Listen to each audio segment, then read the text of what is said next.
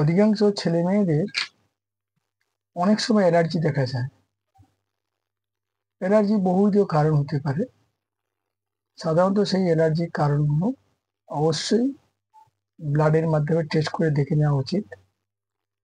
কোন ধরনের জিনিস বা কি খেলে, কি করলে, কি ব্যবহার করলে অ্যালার্জি হয় সেগুলোকে এলিমিনেশন করা দরকার। বর্তমানে দেখুন এই সমস্ত অ্যালার্জি সাধারণত টেস্ট করার পরেও কারো কারো দেখা যাচ্ছে অ্যালার্জি থেকে যাচ্ছে।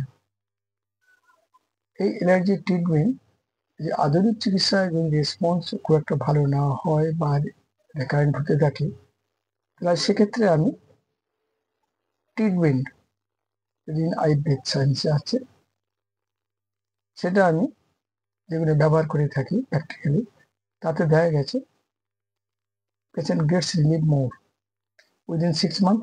এবং যে সমস্ত তার ফুড বা কন্ট্যাক্ট ছিল সেগুলো আস্তে আস্তে দেখুন রেজিস্ট্যান্স গ্রো করে গেছে এবং সেইগুলো খেলে বা ব্যবহার করলে তার মধ্যে অ্যালার্জি এগুলো আর দেখা যাচ্ছে না।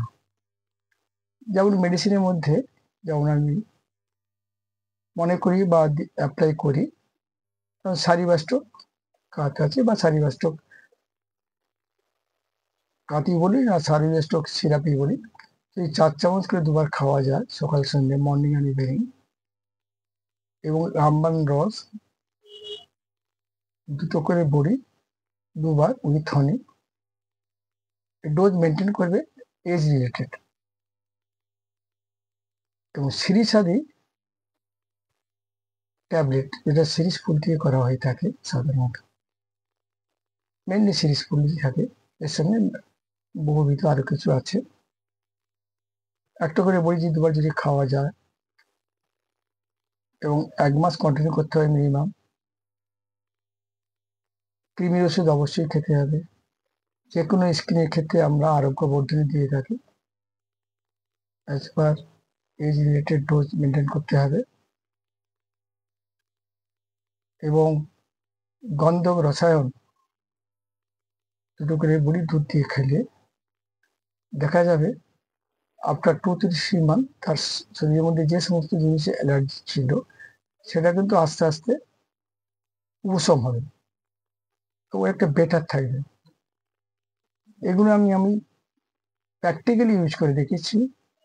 যে সমস্ত পেশেন্ট এই ধরনের অ্যালার্জি থেকে ফ্রি হতে পারছে না, সেই সব ক্ষেত্রে আমি এই সমস্ত মেডিসিন দিয়ে যথেষ্ট উপকার পাওয়া যায়, এই পেশেন্ট ভালো থাকে।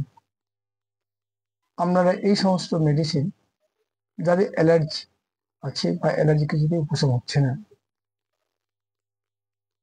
এই সমস্ত ওষুধ যেখানে বললাম আপনারা ব্যবহার করে দেখুন, দেখবেন অবশ্যই তাতে উপকার পাবেন।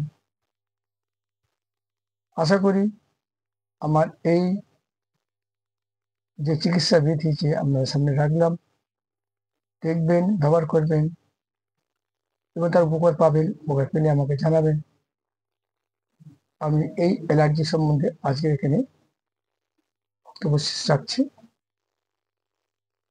আশা করি সুস্থ থাকবেন, ভালো থাকবেন, অ্যালার্জি থেকে মুক্ত থাকবেন। Thank you.